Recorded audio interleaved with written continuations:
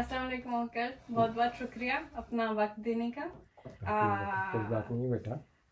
सबसे पहले मैं चाहूँगी कि आप अपना तारुफ करवाएं, थोड़ा अपना नाम, उम्र, आप पाकिस्तान से कहाँ से ताल्लुक़ रखते हैं और आपका आखिरी पेशा क्या था। मेरा नाम अखलाक अहमद है और मेरा ताल्लुक़ कराची से है। उम्र। मेरी उम्र है 68 साल उम्र है। और आप आखिरी आपने काम क्या किया। मैंने आखिरी काम किया था, मैं कॉमर्स करता था, मेरी अपनी दुकान थी तो वो मैं चलाता था। मैंने 16 साल वो दुकान अपनी चलाई। ठीक है। आप किस उम्र में पाकिस्तान से फ्रांस आए। मैं फ्रांस आया तो उस वक्त मेरी उम्र थी 27 साल। 27। हाँ, 27 साल उम्र थी मेरी। और आपका फ्रांस आने का मंसूबा कैसे बना। फ्रांस आने का प्रोग्राम ऐसे बना था कि हम पहले फ्रैंकफर्ट में रह रहे थे, जर्मनी में। तो वहाँ पे कुछ लोग दोस्तों में थे, उन्होंने कहा कि भाई फ्रांस में इमिग्रेशन खुली हुई है तो आपके पेपर आसानी से बन जाएंगे, तो आप कोशिश करके फ्रांस चले जाएं। तो हम जो है किसी तरीके से बाई रोड जो है फ्रांस आ गए। और फ्रांस आने के बाद हमने जैसे ही हम आन के गार्दुलीस पे उतरे तो उसी टाइम हमें किसी ने बताया कि जाओ कौमिसरिये में पुलिस का जो वो होता है उसमें जाओ और अपना कागज़ बनवाओ। तो हम जब वहाँ पुलिस ऑफिस में गए तो उन्होंने हमसे एक एक फ़ोटो लिया और हमें जो है वो एक उस टाइम उसको रेसिपीसी कहते थे, तो वो हमें बना के दे दी। इसका मतलब ये है कि अब हम यहाँ फ्रांस में लीगल हो गए। तो फिर पहले आप फ्रैंकफर्ट किस तरह से आए, यानी फ्रैंकफर्ट में मेरे बड़े भाई जो है ना फ्रैंकफर्ट में रहते थे। तो जब मेरा जर्मनी का वीज़ा लग गया कराची में तो मेरे पास कोई चॉइस नहीं थी, तो मैंने कहा चलो फ्रैंकफर्ट चलते हैं। तो मैंने अपने भाई से रब्ता किया, उन्होंने कहा आ जाओ। तो इस तरीके से हम फ्रैंकफर्ट आए। अच्छा, फिर मैं इससे पीछे जाऊंगी, आपका जर्मनी आने का दिल कैसे किया। दरअसल मैं पहले कराची पोर्ट में काम करता था, तो वहाँ पे कुछ दोस्त थे, उन्होंने कहा कि भाई हम जो है हमारे पास एक क्लू मिला है कि हम आपका वीज़ा लगवा सकते हैं। तो हम 3-4 दोस्तों ने मिलके जर्मन एम्बेसी गए। वहाँ पे जो मेरे एक दोस्त का जानने वाला उसमें एम्बेसडर था, उसके ज़रिए हमारा वीज़ा लगा और हमने जर्मनी का वीज़ा हासिल जब कर लिया फिर हमने इरादा किया जर्मनी आएंगे। ठीक है। तो इस सिलसिले में आपके घर वाले सारे उनकी क्या राय थी कि करना चाहिए नहीं करना चाहिए, या आप उस वक्त जवान थे, आपने सोचा नहीं। मैं अपने घर में दूसरे नंबर पे था। मेरे बड़े भाई जो थे फ्रैंकफर्ट में रह रहे थे और मैं अपने दूसरे 9 बहन भाइयों के साथ अपनी माँ के साथ रहता था। तो जब मेरा वीज़ा लग गया तो फिर मैंने कहा हमें जो चांस मिला उससे फ़ायदा उठाना चाहिए। जबकि लोग जो हैं वो बाहर आने के लिए बड़ी जद्दोजहद करते थे और फिर भी नहीं आ पाते थे। बिल्कुल। तो मेरा बड़े आसानी से वीज़ा लग गया और मैं बहुत आसानी से जर्मनी आ गया। ठीक है। पहल जिस तरह से चंद दिनों में, पहले जिस तरह से आप फ्रैंकफर्ट आए हैं तो हम वहाँ की बात करेंगे। चंद दिनों में, फिर महीनों में, और जो पहले साल हैं उनमें आपकी कैफियत कैसी थी। मैं जब जर्मनी आया तो मैं आने के बाद तकरीबन 5 से 6 महीने जर्मनी में रहा और जर्मनी के 2-3 शहरों में मैं घूमा फिरा भी और काम का भी तलाश की। तो ज़रा काम मिलना मुझे मुश्किल हुआ। तो फिर कुछ दोस्तों ने कहा कि भाई फ्रांस में इमिग्रेशन खुली है, आप फ्रांस में चले जाएं, इस तरीके से आपके पेपर भी बन जाएंगे और वहाँ आप सक्सेस हो जाओगे। तो वहाँ से फिर मैं फ्रांस आ गया। और फिर जिस तरह से फ्रांस में आके जो पहले माह है या माहो साल हैं वो किस तरह से गुजरते हैं। शुरू में आए तो हमें बहुत दुश्वारी हुई और बहुत मुश्किल टाइम था, क्योंकि ना हमारे पास रहने की जगह थी, ना इतने वसाइल थे खाने पीने के, ना कोई असासा था। तो आहिस्ता आहिस्ता आहिस्ता जो है जिस तरीके से लोग फ्रांस में एक जगह का नाम पाकिस्तानी चौक बना हुआ है वहाँ पे जाते थे तो वहाँ मजदूरी मिलती थी। तो वहाँ शुरू में हमने मजदूरी करी। तो सुबह से शाम तक वहाँ मजदूरी करते थे और शाम को अपने घर आ जाते थे, जहाँ हमारा ठिकाना था रहने का, वहाँ आ जाते थे। तो बहुत मुश्किलात में हमने वो वक्त गुजारा शुरू का। जी। तो अब जब आप उन सालों के बारे में, उन महीनों के बारे में सोचते हैं तो कैसी आपकी कैफियत होती है? एक तो वक्त बहुत हो गया, 42 साल हो गए, तो लेकिन ये है कि याद अभी भी हैं, लेकिन वो बहुत कठिन वक्त था हमारे लिए, बहुत ज़्यादा कठिन वक्त था। लेकिन खैर अल्लाह पाक ने आसानी करी। फिर उसके बाद जो है जब हम फ्रांस में आ गए तो 6 महीने बेकार रहने के बाद हमने अपना काम यहाँ शुरू किया। और हमें काम तो आता नहीं थी, सिलाई का काम यहाँ पे बहुत ज़्यादा था उस टाइम, फैशन गारमेंट का काम होता था, तो सिलाई का काम यहाँ पे बहुत ज़्यादा था। तो खैर हमने जो है 2-3 महीने में वो पहले सीखा और उसके बाद हम वो काम करने लगे। ठीक है। तो सबसे पहले आपने ये सिलाई का काम किया, उसके बाद आपने किस किस तरह के काम किए? और पहले जो है 4-5 साल हमने सिलाई का काम किया मुख्तलिफ जगहों पे, कहीं 6 महीने, कहीं 1 साल, कहीं 2 साल। उसके बाद फिर मैं एक फैक्ट्री में चला गया जहाँ पर जीन की पतलूनें बनती थी। फिर कंटिन्यूस वहाँ पर मैंने 4 साल काम किया। ठीक। और फिर उसके बाद? और उसके बाद फिर एक और दूसरी जगह मैंने काम किया, सिलाई से मुंसलिक काम था, लेकिन वहाँ पे इतना ज़्यादा नहीं किया, 1 साल, फिर 2 साल ऐसे करके। फिर 1988 में मुझे एक काम मिला, यहाँ पर उसको कहते हैं कटर मास्टर का, कुपर का काम, कुपर और कन्फेक्शन में वो काम मिला। फिर मैंने वो कंटिन्यूस कोई 6 साल किया एक ही मालिक के पास। उसके बाद तकरीबन 6 साल वो काम किया और उसके बाद जो है फिर मैं आज़ाद अपना काम करने लगा, यानी किसी के पास नहीं। टेलीफोन लिंक थे मेरे, टेलीफोन जहाँ से आता था उसके पास काम करता था प्राइवेटली। ठीक है, इस तरीके। तो उसके कितने टाइम के बाद आपने अपनी दुकान खोली थी?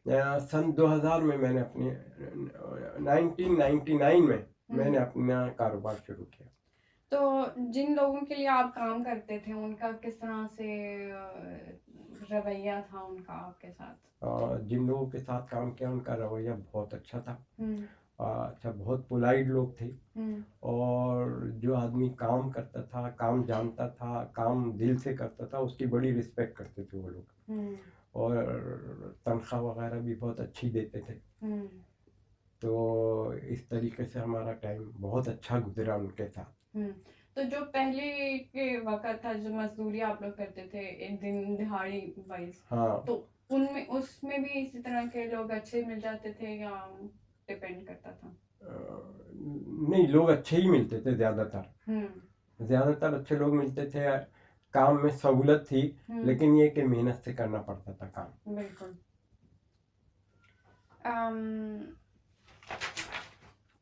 तनख्वाह कितनी मिलती थी और क्या वो गुजारे के लायक थी, और आप इस तनख्वाह के साथ क्या करते थे? हमें जब हम शुरू में हमने काम जब शुरू किया तो फ्रांस में मिनिमम तनख्वाह जो है 3,500 फ्रैंक थी। अच्छा, जो लोग 3,500 फ्रैंक भी कमाते थे उनका गुजारा अच्छा होता था और वो कुछ आधी से ज़्यादा रकम बचा के अपने घर वालों को भी भेज सकते थे। तो हमने भी वही किया कि हम जो है थोड़े से पैसे अपने लिए रखते थे, बाकी अपने घर भेज देते थे, क्योंकि हमारे घर को ज़्यादा ज़रूरत थी। बिल्कुल। तो जिस तरह से आपने बताया कि आपको ये अपॉर्चुनिटी मिली थी कि आप जर्मनी आए और अपने घर वालों की मदद करें, मगर कब आपने फैसला किया कि भाई अब मैंने यहीं पे रहना है? जब मैं फ्रांस आ गया और मुझे पेपर मिल गए तो फिर और भी यार दोस्त थे, तो सबने मिलकर यही फैसला किया कि अब इधर उधर जाने से कोई फायदा नहीं है। अब यहाँ के हमारे पास पेपर हैं तो अब हम यहीं रहेंगे और यहीं पर कामकाज करेंगे और यहीं अपनी सक्सेस हासिल करेंगे। ठीक। आपके काम के क्या औकात होते थे? हम सुबह 9 बजे काम शुरू करते थे और शाम 6 बजे तक। तो काम आप जिस तरह से कह रहे हैं कि थकन वाला था, हाँ, मुश्किल काम था। मुश्किल काम था, तो हाँ। किस तरह से यानी रोजाना उसी काम को कहाँ से हिम्मत आती थी कि आप रोजाना वही काम करना शुरू बस करें? पहली बात तो ये है कि हम ज़रूरतमंद ज़्यादा थे। तो दूसरी बात ये है कि बगैर काम के तो कुछ भी नहीं होता। तो इसलिए हम कोशिश यही करते थे कि ज़्यादा से ज़्यादा काम करें ताकि हमें और घर वालों को आसानी हो। आपने फ्रेंच किस तरह से सीखी, फ्रांसीसी कैसे सीखी? फ्रेंच सीखने के लिए जब हम यहाँ पर फ्रांस में आ गए तो हमने किताबें ख़रीदी इंग्लिश टू फ्रेंच। तो हम जो है शाम के टाइम रोज़ाना जो है 1 से 2 घंटे घर में पढ़ते थे और कोशिश करते थे किसी तरीके से हम जल्द से जल्द ज़ुबान पे अबूर हासिल करें। लेकिन हुआ ये कि फ्रेंच जो थी हमारे लिए ज़रा मुश्किल ज़ुबान थी, लेकिन फिर भी पब्लिक डीलिंग में हमने सीखी। तो कुछ हमने किताबों से सीखा और कुछ पब्लिक डीलिंग में। फिर उसके बाद हम चैप्टर चेंज करते हैं। आपकी हाँ। शादी किस उम्र में हुई? मेरी शादी तकरीबन 38 साल की उम्र में हुई। ठीक। तो कभी आपने ऐसा सोचा कि आप शादी यहाँ पे कर सकते हैं फ्रांस में? नहीं, कभी नहीं सोचा। कभी नहीं। कभी नहीं सोचा। तो इसके पीछे क्या वजूहात हो सकती हैं? दरअसल बहन भाई और माँ, तो हमारी माँ की यही ख्वाहिश थी कि भाई शादी हम जो है अपने लोगों में, अपने मुल्क में करें। तो जब ये बात जहन में आती थी तो हमारे जहन में ये बात नहीं आती थी कि हम यहाँ शादी करेंगे। ठीक है। जब आप पाकिस्तान दोबारा गए हैं यहाँ पे काम करके, जब आप पहली बार पाकिस्तान वापस गए तो आपके क्या तासुरात थे? हम जो थे यहाँ पर जब हमने काम शुरू किया फ्रांस में तो 3 साल के बाद हम पाकिस्तान गए, क्योंकि उस वक्त हमारे को जो है ना रेसिडेंस कार्ड मिल चुका था 3 साल का, और उस पर फिर हम पाकिस्तान गए। तो क्या कैफियत थी आपकी वहाँ पे अपनी तो मिट्टी को दोबारा से ढूंढ मिलना, अपने बहन भाइयों को दोबारा से? बड़ी खुशी की बात थी, हम बहुत खुशी होती थी, बहन भाई माँ बहुत ज़्यादा खुश होते थे, तो बहुत अच्छी फीलिंग आती थी। तो आप फिर उसके बाद आप रेगुलरली जाते रहते थे? हाँ, फिर हम रेगुलर जाते रहे, कभी 1 साल में, कभी 2 साल में, इस तरीके से। ठीक। फ्रांस में जब आप रहते थे आपको पाकिस्तान की याद आती थी? बहुत ज़्यादा। बहुत ज़्यादा। किस तरह से, किन चीज़ों के लिए? दरअसल वहाँ का माहौल कुछ और था और फ्रांस का माहौल कुछ और था। अच्छा, वहाँ बचपन के यार दोस्त, फैमिली, तो इनमें हमारा घुलना मिलना बहुत ज़्यादा था। रोज़ाना की मशगूलियत ज़्यादा थी, तो हमें इसलिए वो बहुत याद आता था। फैमिली की भी हम बात कर सकते हैं कि फैमिली भी फिर वहाँ पे थी आपके सारा? ये बिल्कुल बिल्कुल, हाँ, फैमिली ज़्यादा थी हमारी। जब आपने यहाँ पे ख़ानदान फिर शुरू किया तो आपको कोई किसी तरह का डर था या किसी तरह की फिक्र थी? नहीं, क्योंकि हमारे से पहले, मुझसे पहले जो हमारे साथ दोस्त वगैरह थे वो भी शादियां कर करके आ रहे थे उस टाइम ना, मतलब हम तकरीबन एक ही एज के लोग थे, दोस्त वगैरह, कोई 2 साल बड़ा, कोई 2 साल छोटा, ऐसे थे।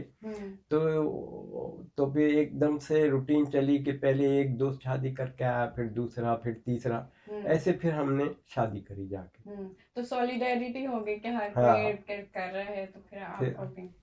मगर जिस तरह से कभी आपने ये सोचा था कि बच्चे होंगे यहाँ पे, वो फ्रेंच भी होंगे, वो पाकिस्तानी भी होंगे, किस तरह से वो लोग जेनरेट करेंगे, इस बारे में आपने कभी सोचा? इन सब चीज़ों का तजर्बा जो है ना बाद में हुआ, जब बच्चे होते रहे ना, तो इन सारी चीज़ों का तजर्बा होता रहा, लेकिन क्योंकि यहाँ सहूलियात ज़्यादा थी तो इतनी मुश्किलात नहीं हुई। यहाँ पर रहते हुए आपको सबसे मुश्किल चीज़ क्या लगती थी? चीज़ हो सकती है, क्या कैफियत हो सकती है, कोई भी चीज़? सबसे ज़्यादा यहाँ पे मुश्किल जो है ना रहने की अकेलापन होता था, क्योंकि मेरी बड़ी फैमिली थी, मैं बड़ी फैमिली से ताल्लुक़ रखता हूँ, तो मुझे अपनी फैमिली बहुत ज़्यादा याद आती थी। माँ बहन भाई ज़्यादा याद आते थे, बहुत ज़्यादा। और अक्सर ये फीलिंग आती ही रहती थी। यानी जब तक यहाँ पे मेरी शादी हुई, बच्चे हुए, जब तक मुझे बहुत ज़्यादा फीलिंग आती थी। अकेलेपन की। हाँ। और सबसे बेहतरीन देखो फायदा यहाँ पे रहने का क्या है? यहाँ सहूलत। पे सबसे ज़्यादा फ़ायदा यहाँ पे रहने का ये हुआ कि यहाँ पे ज़िंदगी बनिस्बत पाकिस्तान के ज़्यादा आसान थी। तो इस वजह से हम यहाँ रह पाए। तो यहाँ पे सहूलियात ज़्यादा थी, ज़िंदगी आसान थी, मौसम जो था इतना सख्त नहीं था। बिल्कुल। तो इन सब चीज़ों ने हमें यहाँ रहने पे मजबूर किया। कोई सहूलत तुम क्या आप लिस्ट बना सकते हैं, कोई एग्जांपल दे सकते हैं, मिसाल दे सकते हैं हमें जो सहूलियत यहाँ पर हैं? यहाँ पर जो सहूलियात थी जी। भाई, आम जिंदगी में आपको खाने पीने की परेशानी नहीं थी, कामकाज की परेशानी नहीं थी, बहुत ज़्यादा कामकाज था। और जब एक दफ़ा आपका रहने का ठिकाना हो गया तो रहने की परेशानी नहीं थी। दूसरी जो है गवर्नमेंट के जो एडमिनिस्ट्रेशन काम होते हैं उसमें काफ़ी सहूलत थी, कोई मुश्किलात नहीं थी। बगैर किसी रिश्वत के, बगैर किसी उसके जो है यहाँ काम हो जाते थे। बिल्कुल। तो इन चीज़ों ने हमें यहाँ पे ज़्यादा रहने पे मजबूर किया। ठीक। आपने अपने बच्चों की तरबियत कैसे की, ज़बान के हवाले से, अपनी सकाफ़त के हवाले से, मज़हब के हवाले से? सकाफ़त के हवाले से तो मैं नहीं कह सकता कि मेरे बच्चों में वो चीज़ आई है, लेकिन ये है कि मेरे बच्चों के मज़हबी एतबार से ये है कि हमने यहाँ पे इनको कलाम पाक की तालीम दी। और जो है पहले मस्जिद ले जाते गए, उसके बाद जो है ना घर पे इंतज़ाम किया कि मौलवी साहब आएँ घर पे पढ़ाएं। इस तरीके से हमने इनको कलाम पाक वगैरह पढ़वाया। और मैंने और मेरी बीवी ने बाकी जो इनकी तरबियत थी इस्लामी तरीके की, वो हमने दोनों ने मिलकर करी। बच्चों की पैदाइश के बाद फिर आप लोग पाकिस्तान आते जाते रहे, किस तरह से उनका लिंक बना? बहुत ज़्यादा हम आते जाते रहे। छोटे से ही हमारे बच्चे थे, हम अक्सर साल में एक दफ़ा या 2 दफ़ा ज़रूर पाकिस्तान आते जाते थे सब बच्चों के साथ। आपके ख्याल से, अगर हम ख्याली पुलाव बनाएं, आपके ख्याल से आपके बच्चों का आज पाकिस्तान से क्या ताल्लुक है, कैसा ताल्लुक है? मेरे बच्चों का ताल्लुक बस ये है कि माँ बाप उनके पाकिस्तानी हैं और वो ये प्रीफर करते हैं कि हमारे माँ बाप जो हैं पाकिस्तानी हैं। बस वो इतना ही कह सकते हैं कि हमारे माँ बाप पाकिस्तानी हैं, और वो कहते तो हैं कि हम भी पाकिस्तानी हैं, लेकिन वो अपने आप को फ्रांसीसी ज़्यादा कहलाते हैं। क्या ये बात सिर्फ कहने में है कि वो फ्रांसीसी कहलाते हैं, या फिर आपको लगता है कि उनकी आदतों में, उनके तौर तरीकों में वो ज्यादा फ्रांसीसी? उनकी सब चीज़ में है, सब चीज में। पैदाइश से लेके आज तक। आज मेरा बच्चा, बड़ा बच्चा जो है 29 साल का है, हमने यही देखा है कि वो ज़्यादातर फ्रांस को पसंद भी करते हैं और यहाँ के तौर तरीके अपनाते हैं। तो क्या इसमें आपको देख के थोड़ी सी तशवीश होती है या थोड़ी सी परेशानी होती है? बिल्कुल होती है। बिल्कुल होती है, क्योंकि हम उनकी तरबियत उस तरीके से नहीं कर पाए जिस तरीके से अगर हम पाकिस्तान में रहते और हमारे बच्चों की तरबियत होती ना, हम उस तरीके से इनकी तरबियत यहाँ पे रहते हुए नहीं कर पाए। कोशिश हमने की है, लेकिन हम कर नहीं पाए। मगर वहाँ पे जिस तरह से सारी कम्युनिटी होती है, सारे लोग होते हैं, तरबियत जिस तरह से हो जाती है, सबकी कलेक्टिव एक तरबियत हो जाती है, जो कि यहाँ पे तकरीबन नामुमकिन है। हाँ, नहीं होते। सही दो बात है। बंदे, अगर आप कह रहे हैं कि आप काम भी करते थे साथ में, आपने अब फिर और भी चीजें करनी, तो उसमें कितना टाइम है कि आप कर सकें, हर चीज का ख्याल रख सकें? अब आप जब इनके बारे में सोचते हैं, इनके मुस्तकबिल के बारे में, तो आपको क्या नजर आता है? इनके मुस्तकबिल के बारे में यह है कि दो तरीके से सोचा जाता है। पहला तरीका तो ये है कि यहाँ पे इनके कामकाज का जो है ना कोई इतना मसला नहीं है, ये कर सकते हैं। दूसरा ये है कि ये रिलेशनशिप के अंदर जो है ना मसले हैं। हम जिस तरीके से हम पाकिस्तान में रहते हुए हमारे रिश्तेदारों के साथ जो ताल्लुक होता है वो इनको नहीं मिल पाया। जो entourage हाँ होती है, हाँ, एक दूसरे से एक दूसरे से मिलना जुलना होता है, सोशल, समाजी और कल्चरल, वो चीज़ें इन्हें नहीं मिली। उसके लिए हमें सोचना पड़ता है, फिक्रमंद रहते हैं। बिल्कुल। तो क्या उसकी जगह यहाँ पे फ्रांस में कोई इनको सोशल सर्कल मिला या लोग मिले जिनसे इनकी वो जरूरत पूरी हो सके? नहीं मिला। तो अब जो इनका मुस्तकबिल होगा वो फ्रांस में होगा या पाकिस्तान में होगा? जाहिर है, तो पैदा यहाँ हुए हैं, पले बड़े यहाँ हैं, तो मुस्तकबिल इनका यहीं है। क्योंकि पाकिस्तान का तो ऐसा है, मुझे 42 साल हो गए पाकिस्तान छोड़े हुए, मैंने कभी उसके अंदर कोई तरक्की या आप कह सकते हैं कि एक तो तरक्की, दूसरा क्या कह सकते हैं, बेहतरी कोई नहीं देखी।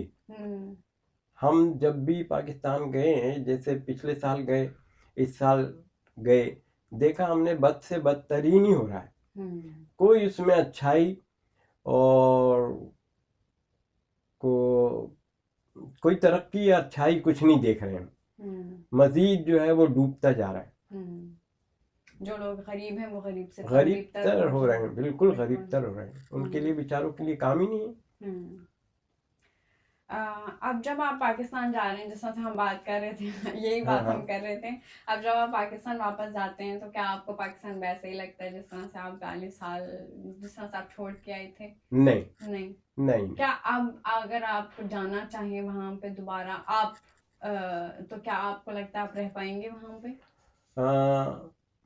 बहुत ज्यादा मुश्किलात हैं, रह तो पाएंगे लेकिन बहुत मुश्किलों के साथ, जो कि अब हम बर्दाश्त नहीं कर सकते, बर्दाश्त नहीं कर पाएंगे। यहाँ पे आपकी कोई ऐसी याद हो, यहाँ पे हो या पाकिस्तान में हो, कोई ऐसी याद हो जो आपके लिए सबसे ज्यादा खुशी की बात है?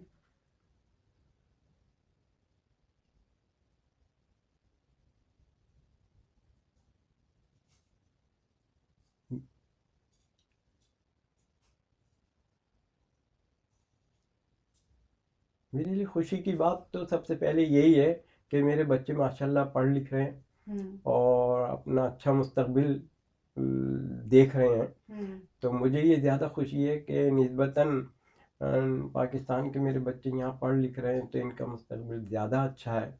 मुझे इस बात से खुशी होती है कि मेरे बच्चे जो हैं माशाल्लाह सही सिमत में हैं। इस बात से मुझे खुशी होती है। और कोई ऐसी याद जो बहुत मुश्किल हो, जो जब आप याद करते हो आप कहीं वो वक्त बहुत मुश्किल था, ये अब मेरे बच्चों पे ना आए? या मुश्किल वक्त तो पाकिस्तान में था और बहुत सारी मुश्किलात आई। उनमें एक बहुत बड़ी मुश्किल ये थी कि मैं यहाँ पर था, मेरी वालदा का इंतकाल हो गया 1988 में, तो वो वक्त मेरे लिए बहुत ज़्यादा मुश्किल था। क्या आप जा पाए उस वक्त? नहीं जा पाए। नहीं। जाहिर है वो तो बहुत मुश्किल होता है, बहुत आपका दिल करता है उस वक्त क्या आप उड़ के वहां पे पहुंच जाए। बिल्कुल ऐसा ही और दूरी फिर बीच में हायल होती है। हाँ ऐसा था, बिल्कुल ऐसा ही था। अगर आपको जिंदगी दोबारा मिले तो आप कैसी जिंदगी जीना चाहेंगे? जिंदगी दोबारा मिलना तो नामुमकिन है, लेकिन अगर हम फर्ज करने मिल भी जाए तो मैं समझूंगा कि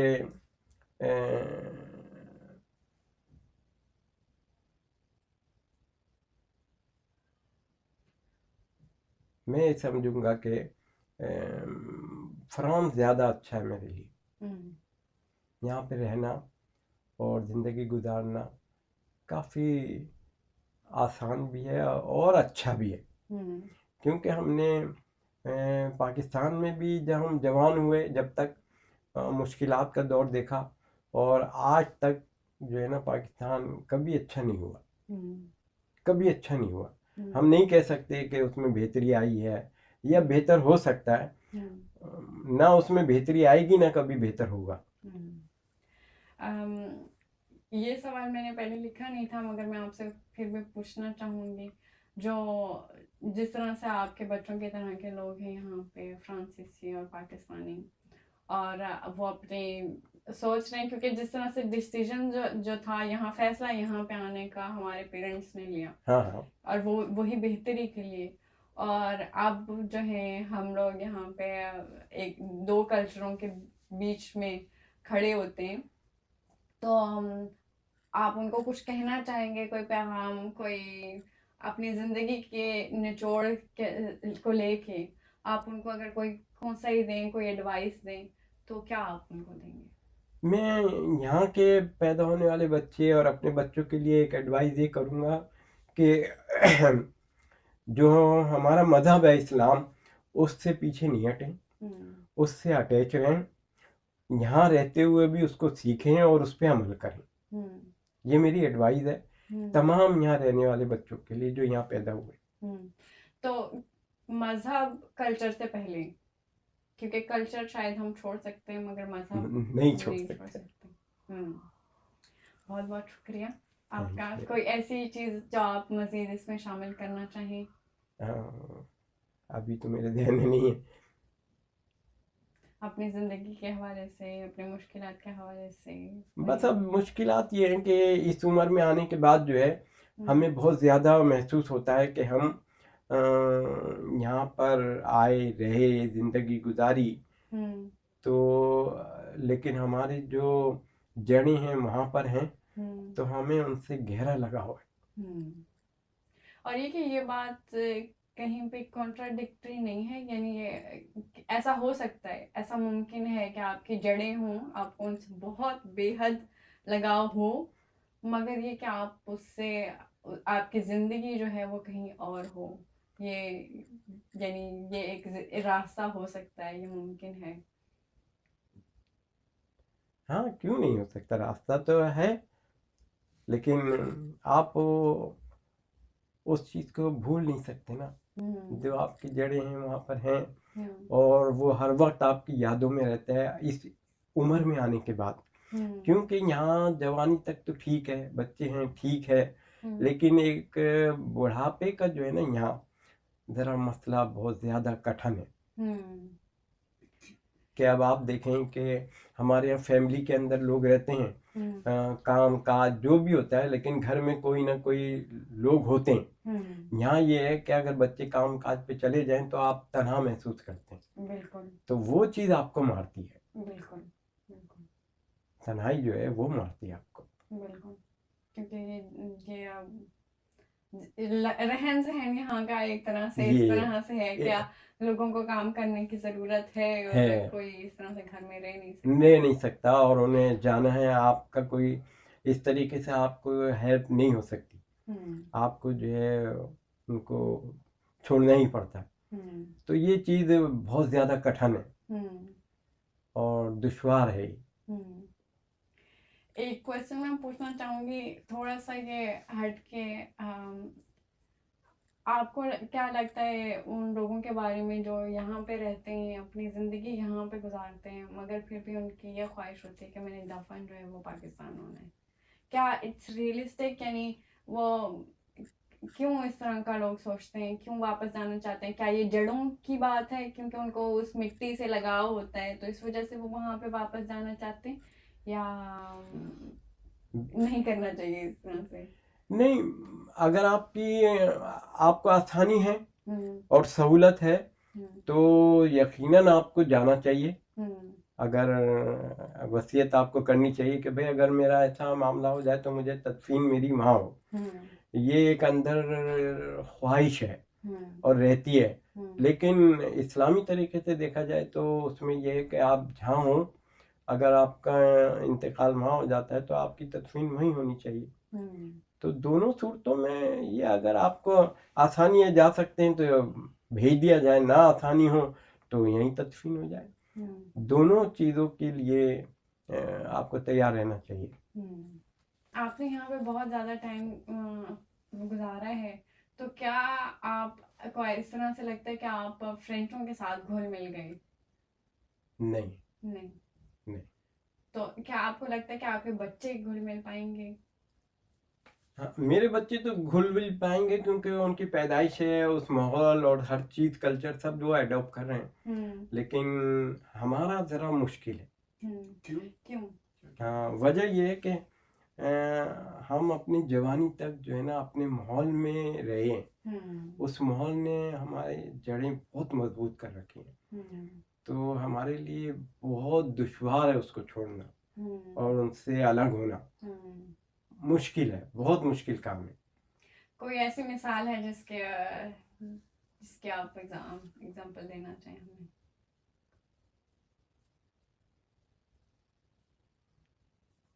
खाना एक बात हो सकती है, खाना हम वही वाला खाते हैं। खाना पीना तो ठीक है, हम अपना ही खाते हैं।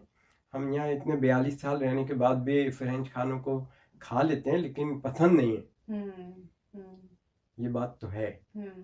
दोस्तों में बात करते हैं अगर जिस तरह से। हाँ, दोस्तों में ये है कि पहले जो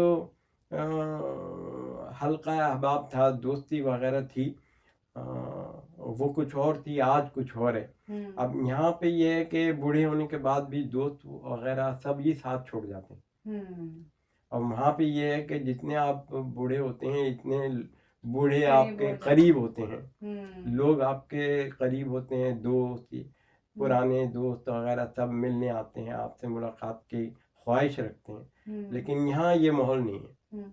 तो क्या ये बात है कि जो बड़ा होता है घर में पाकिस्तान में, वो हमेशा सबसे ज्यादा उसकी रिस्पेक्ट होती है, उसकी कदर होती है और उसकी इज्जत होती है।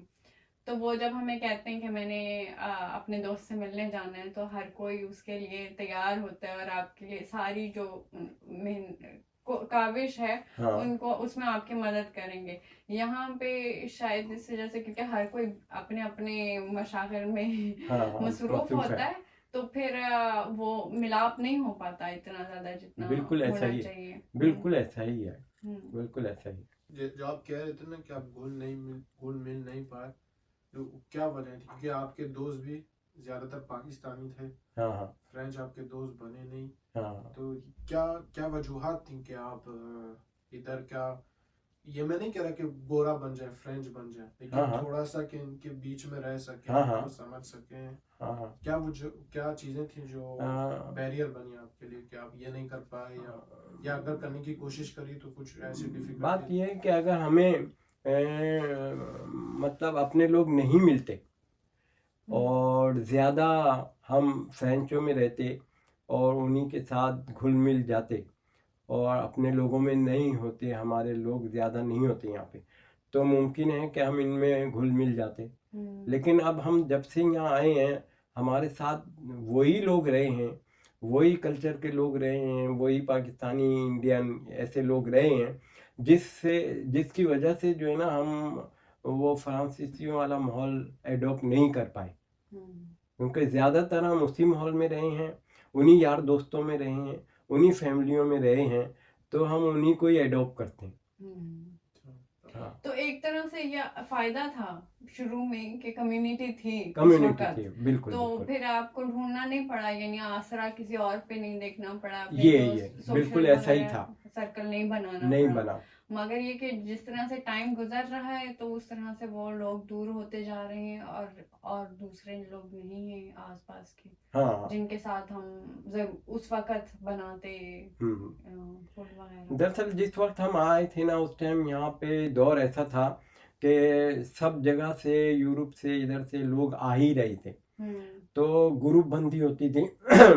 जब ज़्यादातर लोग मिलते थे तो अपने माहौल में रहने की कोशिश करते थे ज़्यादातर, तो इसी तरीके से टाइम गुजरता गया। लोग ज़्यादातर अपने माहौल में, अपनी कम्युनिटी में रहने में, घुलने मिलने में प्रीफर करते रहे।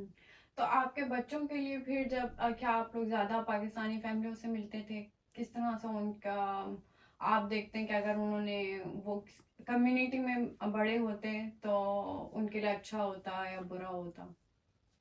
नहीं, अगर अपनी कम्युनिटी यहाँ ज़्यादा होती जैसे इंग्लैंड में है, तो बच्चों के लिए अच्छा होता। उनके लिए जो है ना मज़हब को फॉलो करना आसान होता, उनको कल्चर को फॉलो करना आसान होता, उनकी एक सोशल लाइफ होती। लेकिन यहाँ पर इंग्लैंड की तरह सिस्टम नहीं है जी। तो ये इनकी मेरे बच्चों की या यहाँ पे रहने वाले बच्चों की ये मुश्किलात हैं। लेकिन अब आहिस्ता आहिस्ता यहाँ पे शुरू हो रहा है ये माहौल।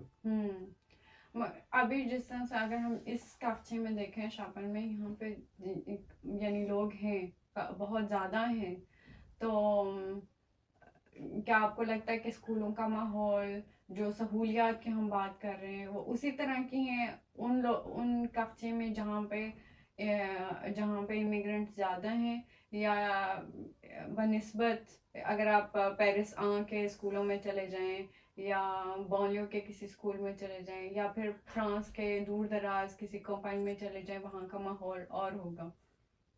यकीनन जो दूर दराज के इलाके हैं वहाँ पे इतनी कम्युनिटी नहीं है तो वहाँ का माहौल बिल्कुल अलग होगा।